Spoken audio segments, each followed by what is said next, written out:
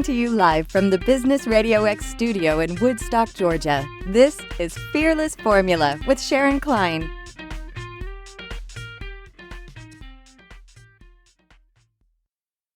Welcome to A Fearless Formula on Business Radio X, where we talk about the ups and downs of the business world and offer words of wisdom for business success. Today in our studio, we have Towne Plumber, and they're a full-service plumbing company. They offer their customers high-quality plumbing expertise and affordable pricing, which is important. And they only hire licensed plumbers. They're locally owned and operated here in Woodstock. Welcome, owner Shane Mahaffey and technician Darryl Dickson. Hello. Hello. Thanks for having us. Hello. Hello. I got two guys in here. Usually it's just one person. All right. So I was just talking before the show about the fact that you've been in business 6 years now. Is that right? That's right. Yeah. So what did you do before you opened your business? I worked for a big plumbing company based out of Atlanta. 30 plus service technicians on the road. Me and Darryl worked together. That's where I met him. And I worked there about 10 years. And, so. You were 18 when you got started in the industry, correct? I was 18, yeah. My neighbor was a plumber and just kind of started helping him out of high school. I mean, a lot of people ask me, was your dad a plumber? Like, how'd you get into plumbing? And it was just like, my neighbor was a plumber. So I just kind of fell into it and, it's been good. Well, it's interesting because a lot of people talk about going to college and having this big degree, and that's where your future has to be. But so many people talk about how important trades are. It's like my son; he wants to own his own mechanic shop, and so he's going to school to be a mechanic. Yeah, and he's extremely smart and doesn't. There's not this definite path that you have to follow in order to go to college in order to be successful. Because I think about the pandemic and how important you all still were. How did you handle the pandemic? I really was worried about it going into it, because people were weird about you being in their house, and I didn't know what to expect, but I think we actually had an uptick because, there were a lot of people home at the time, and they were at home and they were taking care of things that needed to be taken care of, and they were using things more. So I feel like, it never really slowed down for us, which was a good thing. We had some people that would call in and they would want us to try to figure something out over the phone for them. And we tried to help people as much as we can. But I mean, our job, it's hard to do our job over the phone. We had to put our eyes on it and kind of see what's going on. But I do agree with you about the whole, coming out of high school with uncertainty, not knowing what to do. That's kind of how I was. I come from a blue collar family. So my dad didn't put really high expectations on me academically. He's like, son, I want you to graduate high school and then get a job. And that's what I did. So, I mean, if you have good work ethic, I mean, going into any type of industry, you can be successful. There's a lot of people young people out there now that don't want to get into trades. So there's a huge demand for it, and you can kind of get paid to learn something. And even later on in life, if you decide you want to do something else, you can kind of fall back on that. So I've got 3 sons, and I told them all, they're like, you're all going to learn it, even if you don't want to do it later on in life, you're going to learn it. So, well, how nice it would have been if I had known some of this while I was having plumbing issues recently. Yeah. So. I think I want to say that I saw you've got a lot of really great reviews. Like even on Google, I have a statistic here. You've got over 500 5-star Google reviews and over 100 5-star reviews on HomeAdvisor. That is a huge accomplishment. Yeah, that's very important to us because, anytime you need any type of service, that's what everybody goes to. They pick their phone up and that's what they search, whether it's a plumber or a dentist or anything like that. I think Amazon's kind of conditioned us to be that way because when you go on Amazon to search a product, what's the first thing you do? Yeah, you look to see what people say about it. Exactly. And plumbing's the same way. I mean, when I first started out, I would ask people I would say, were you happy with everything? And if you were, please leave me a review. I'm a new business. I'm trying to spread the word, and that's the best way for people to find out about me. And a lot of people wanted to help, so, yeah, it's been great. And, I think reviews are really important in any business. So when you were getting started, wanting to start your own company, what were some of the things that were sort of daunting for you? Well, just there's a huge list. I mean, I had a good job making a really good income with benefits and medical and basically the security part of it. I have 4 kids, and starting your own business, there's a lot of unknown. Just not knowing how it's going to go. What are we going to do for insurance now?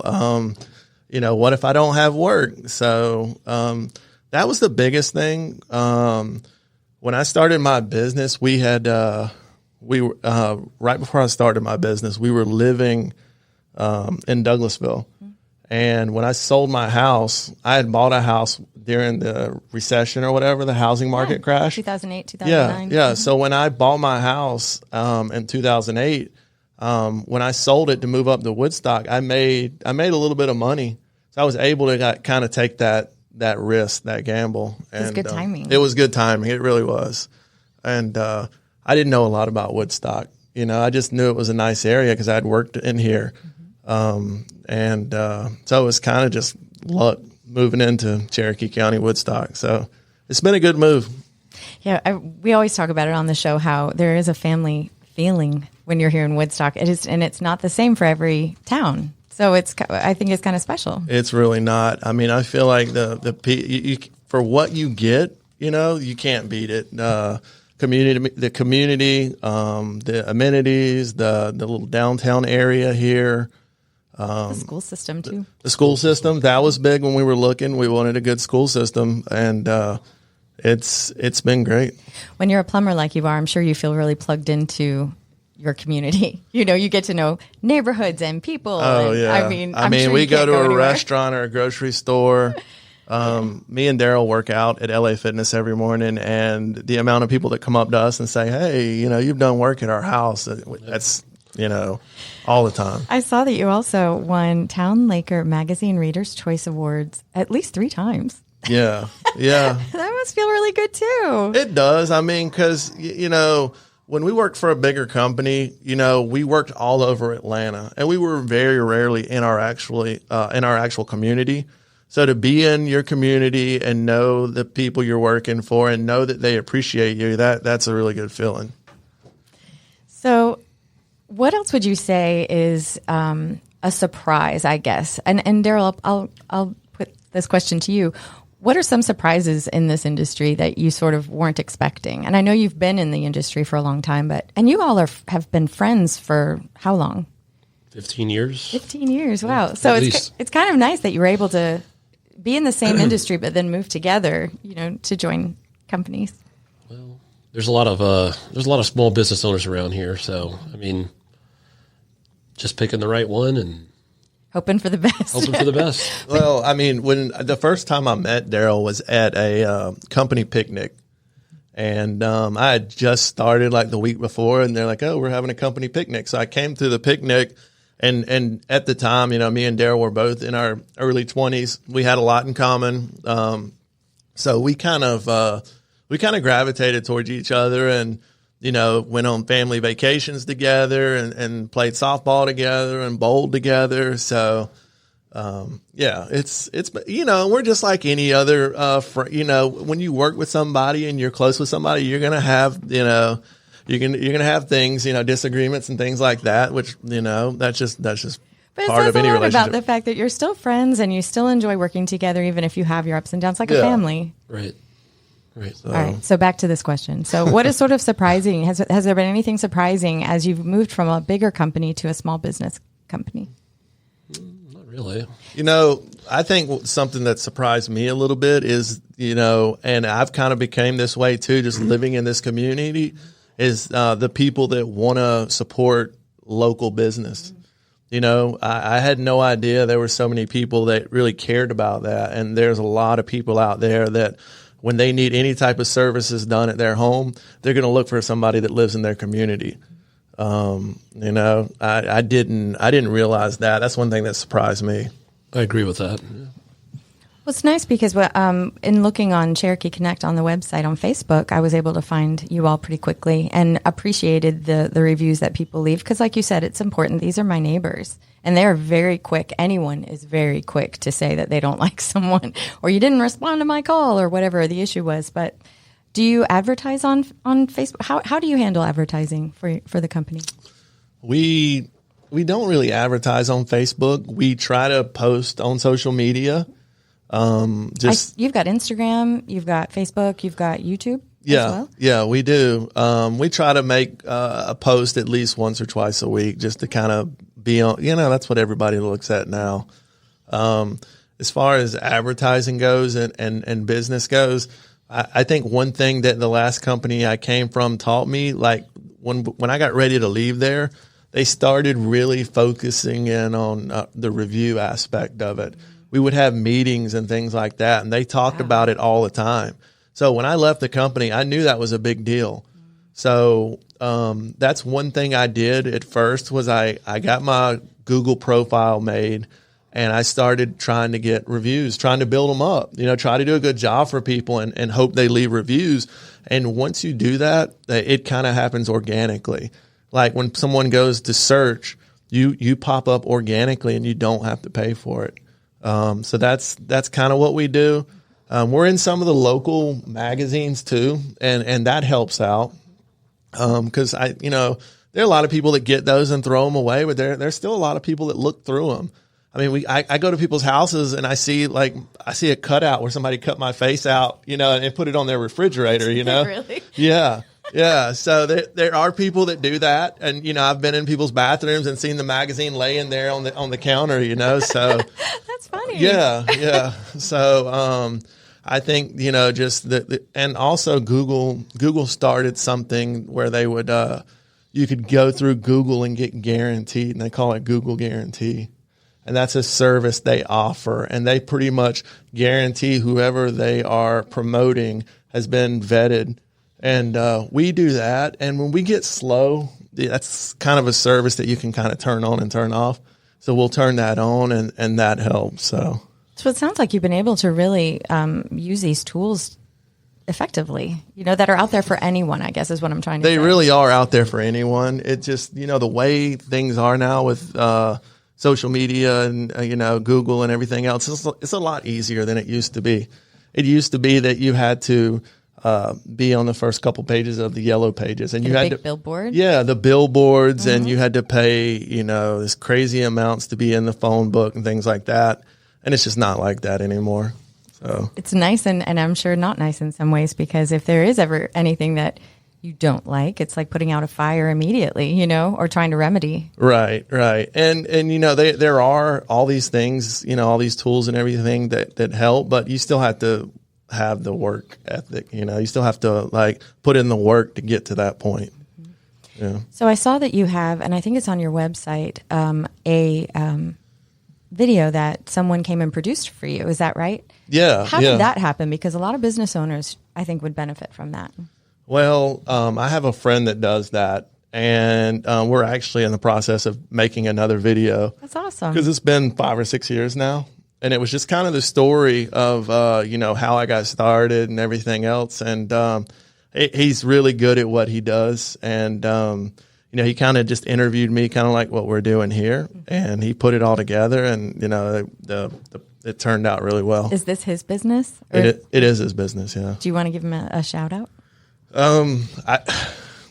He's not local. Oh, okay. So when we do work together, it's like he has to kind of travel, and he's just an old friend that, you know, so he's. That's so great though. I mean, it's connections too. Yeah, exactly. And I know there are people around here that do that sort of thing, but just, you know, having I've had a relationship with him for a while.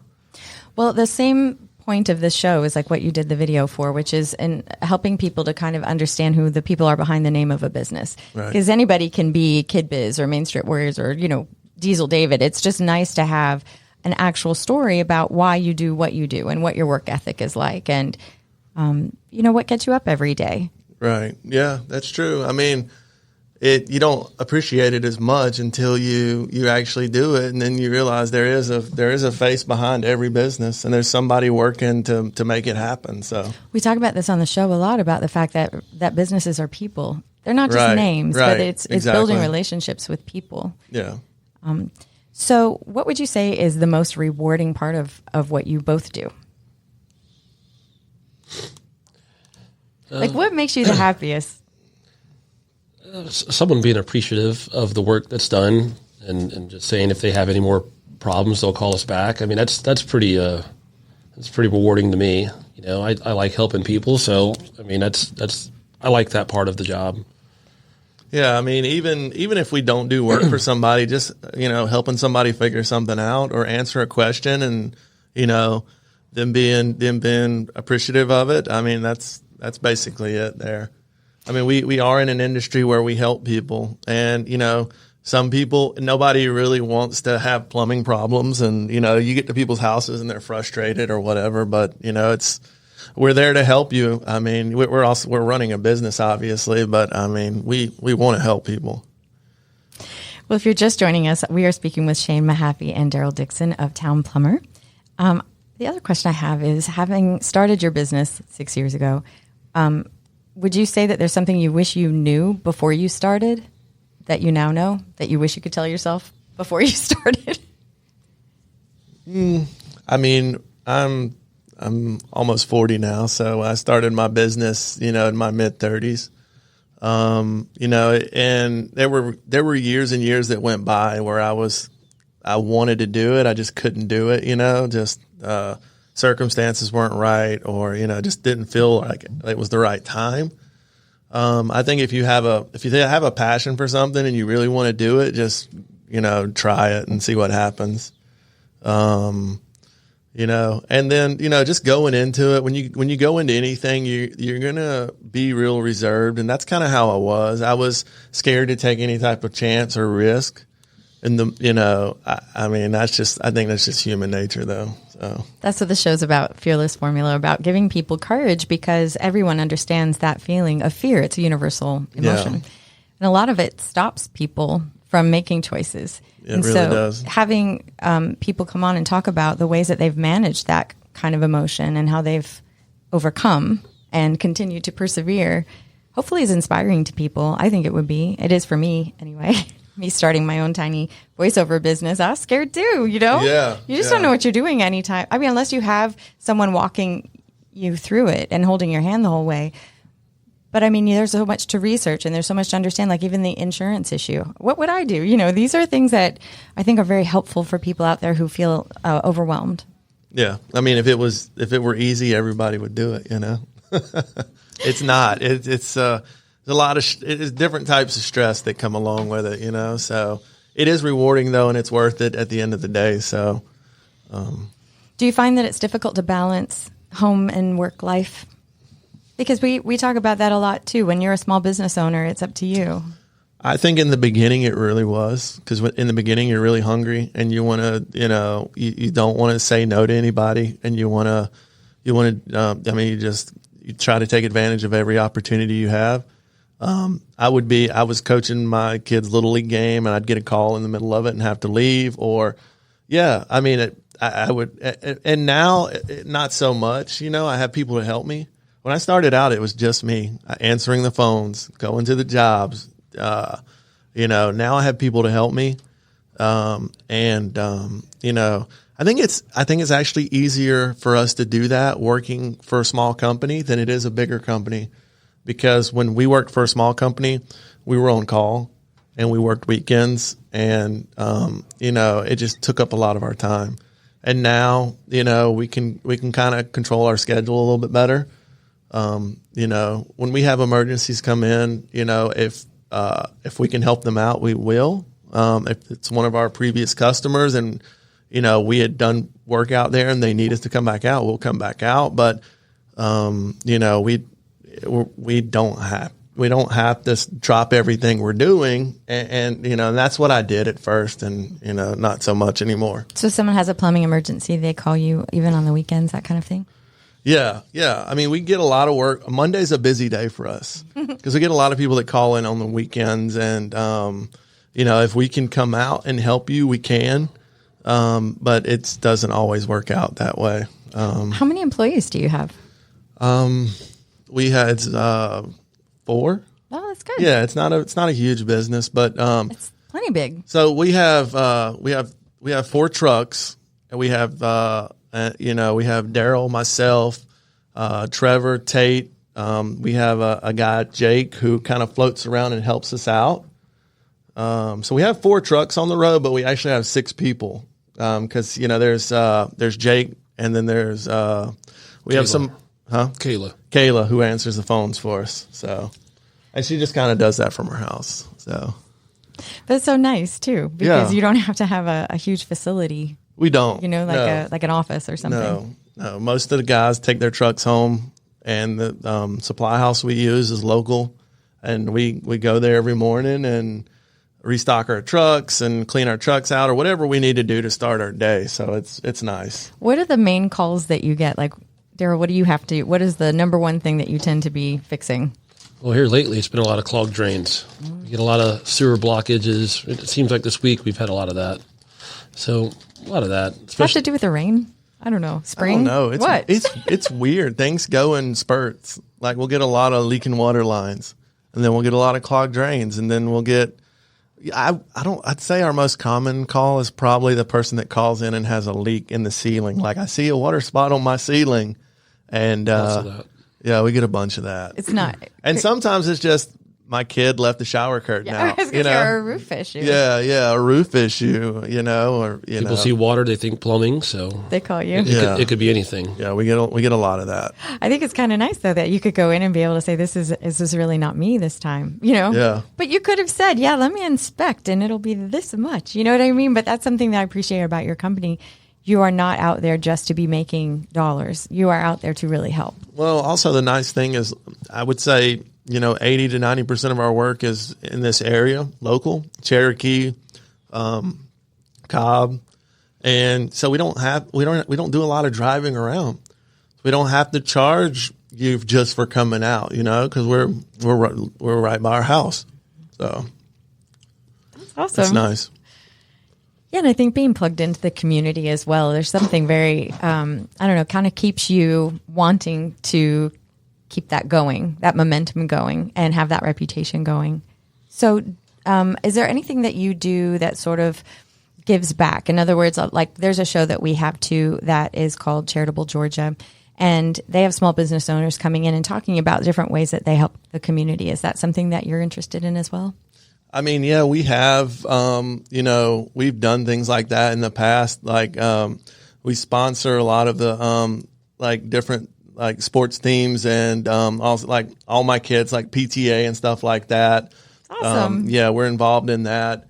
Yeah, I know there's probably more that we could be doing in the community because there's all kinds of opportunities and things like that. And that never ends. They'll always exactly. be. Yeah. Mm-hmm. Yeah. So, we've done stuff with like Goshen Valley Boys Home. We've come in there. We've done jobs for them and different things like that. We've brought like lunches to the teachers and things like that at my kids' schools. But there's always opportunity to help. That's for sure. It's nice that you can involve your children. Exactly. So is this something that you hope that they take over from you? When they grow up, or? I mean, I would hope so. Yeah, it could be like a legacy. Yeah. I mean, I have 4 kids, so there's opportunity there. They're little now, so you never know. They say, I'm not going to do that, or and then 1 week they'll be like, yeah, I want to do it. So, I'm sure that having 3 sons that they'll be involved somehow. So you had your neighbor that kind of got you involved, but then you went to school. Where did you go to school? Well, I basically the way most trades work is you get a job working for a company, and you kind of learn on the job. And for plumbing, I think it's 3 years you have to work in the field. Right. 3 years of on-the-job training, and then you take a test to become a licensed plumber. Right. So it's apprentice. Yeah, you're journeyman. basically an apprentice, and then you become a journeyman plumber, and then you have that license for 2 years, and then if you want to start a business, you become a master. And like I said, it takes 2 years to do that. So it takes 5 years total to become a master plumber, but you're making a living along the way, and you're not building student debt or anything like that. Exactly right. Yeah, which is nice. So if you were looking to hire people, where do you go to recruit? Because isn't that the challenge? Like you were saying, there aren't as many people who go into trades. I think what's been most beneficial for us is hiring young people that are right out of high school. I've got some younger guys that work for me, and they've got friends, and basically word of mouth, and hiring young people on and training them. It's nice to when you have somebody young and they don't have experience, you can kind of train them the way you want them to be, and that's what's helped us a lot. Is just hiring young people, training them, letting them ride with somebody like Darryl or myself, learning the ins and outs of the industry, and then you have to at some point just have a little trust and let them start working on their own. Are you still in touch with your neighbor? I am, yeah. He was, I think when I was 18, he was my age now. Probably seemed like an old man. Yeah, exactly. He did. And yeah, he still lives in that same area and everything. Is he your mentor, would you say? Was he, or do you have another kind of person who's a mentor to you? Well, I worked with him for about a year, and it was a union company.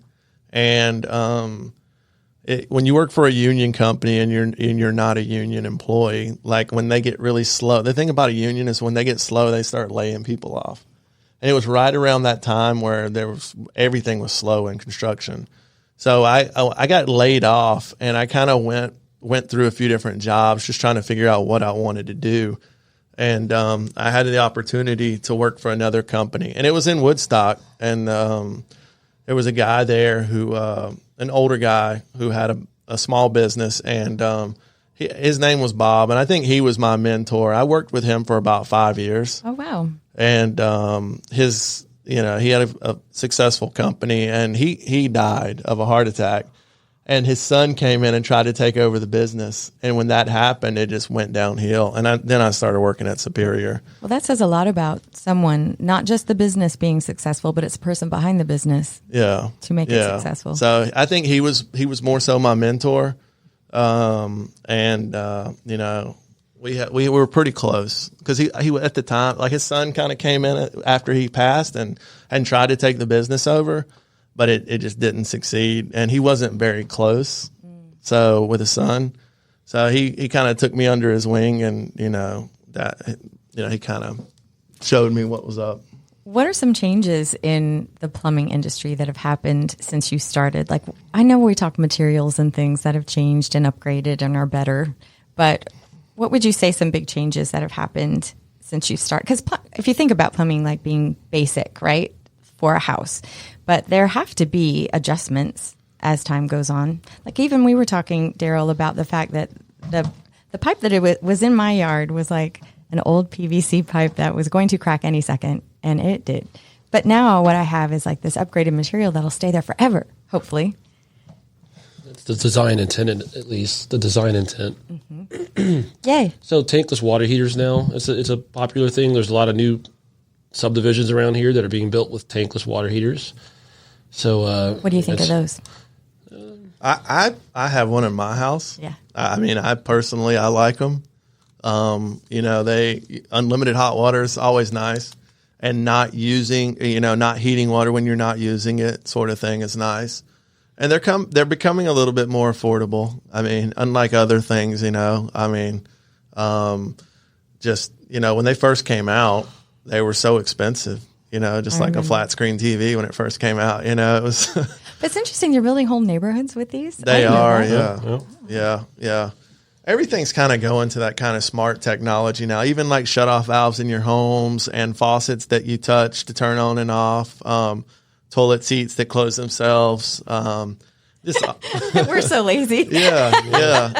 I mean, if you really want to, you can. All your plumbing can be, just as technical as anything else. So. I mean, when me and Darryl first got into plumbing, there's been some change. We didn't even have GPSs or cell phones or anything. So here's like MapQuest where to get to someone's house. You had a map book. Map book. Yeah, you had a map book. So you'd open the map book up and you would try to drive with it sitting in your lap. And you'd make a turn and it'd fall out of your lap and you'd go to grab and you'd rip the page out of the book. Yep. Yeah. So, and we had the old walkie-talkie Nextels. Yeah. Oh yeah, that's right. Because it was a telephone, but it was also walkie-talkie, and then you wouldn't have any minutes charged if you use it. Right. I'm old too, young. Yeah. So that's awesome. So yeah, when you think about just the fact that you can find a neighborhood so easy, or just contact or text someone, I'm on my way. Not only that, you can look the house up and it'll tell you when the person bought it, what they bought it for. I mean, it's just crazy. See a picture of it. So. All that background information that can be helpful to you, like my house being built in 1985. Yeah. You kind of have an idea of what you're walking into. How long has this person lived here? What have they done to the house? What's the history? That sort of thing. So interesting. Yeah. What do you think the biggest misconception in your industry is? Do you think there are misconceptions in your industry? I think there are for every industry. I think for every industry there are. I think plumbers, they get a lot of plumbers. It's just construction workers, and they kind of people look down on people that are blue collar sort of thing. I hate hearing that. Yeah. I don't agree with that at all. But I think when me and Darryl first got into plumbing, that may have been the case. A lot of the plumbers were, it's just the way the industry was, and you'll see a lot more clean cut looking, professional, type plumbers now. You'd look at somebody and never guess they're a plumber, because there is a stereotype. If you see a plumber like on TV or something like that, it's an overweight guy who's his cracks hanging out. So that's the stereotype. So it's not like that as much anymore. Why do you think that is? I don't know why. Yeah. I mean, a lot of plumbers back in the day, it was a rough industry.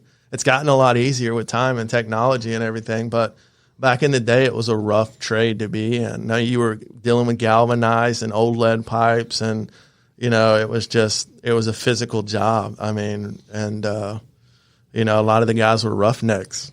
I don't know how else to describe them, but they were. So the materials have gotten easier to work with. They really have. I mean, everything's become lighter. Easier to put together. More automatic tools. Yeah. Cordless tools. Yeah. Everything's easier to use. Yeah. I mean, we just demoed a bathroom that had an old cast iron tub in it that weighed like 800 pounds. Whoa. And I'm like, imagine the plumber that carried this thing up here back in the day and had to, solder all these pipes together, and, just even the old drain systems, the old cast iron drain systems, one piece of pipe weighs like 200 pounds. And now everything is, it's just so much easier. So I wonder what the difference is working here in Georgia as opposed to a different state, or like, up north where it's snowing. Yeah, I think about that sometimes too. I think it's probably a little bit more difficult when you go up north and things like that, because a lot of those old infrastructures, they're older. They have a lot of the old plumbing systems in them, and everything is just done differently. It has to be insulated better. The pipes have to be deeper in the ground. I mean, code's different everywhere you go from state to state. So, like, if we moved out of Georgia, if we moved to Florida, we would have to get a plumbing license in Florida, because it's just different than Georgia. Think about things like radiators, like up in New England or whatever. Like, what the heck's that? Yeah, we don't have to deal with any of that stuff. So, well, I really appreciate you coming by and kind of giving us an insight into what it's like to be you. Yeah, thanks for having us. You're welcome. And if someone wanted to get in touch with you, how could they do that? What's the best way? They can call us at 770-257-7503. They could just Google Towne Plumber. That's probably the easiest way. And we recently got on Alexa. So if you ask Alexa for a plumber, Towne Plumber's name comes up. No, I didn't know you could do that. Yeah, you can do that. You could register your business now with Alexa. How do you do that? I had Kayla do it for me. Okay, maybe you can. You can Google how, because I'm sure a lot of business owners that listen would want that same thing. Yeah, you can do that now. So you can go to you say Alexa, give me a plumber in this Exactly. area. Yeah, exactly. And then they say, yeah, Towne Plumber. Plumber? Yeah. that's amazing. Yeah. Good for you. Yeah.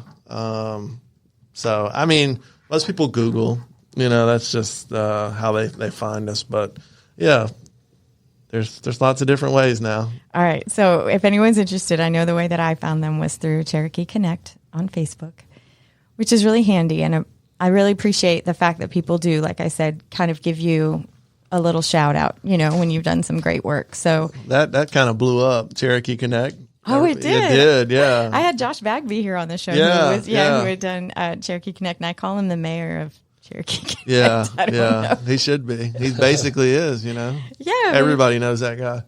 It's so helpful, though. Yeah, it really is. Even accidents and things that happen, it's like so nice to know that people are out there trying to help. Your local health scores. Those are important to know. Yeah. Positive and negative. Yeah. Well, thank you so much for tuning into Fearless Formula on Business Radio X. And this is, again, Sharon Klein reminding you that with knowledge and understanding, we can all have our own fearless formula. Have a great day.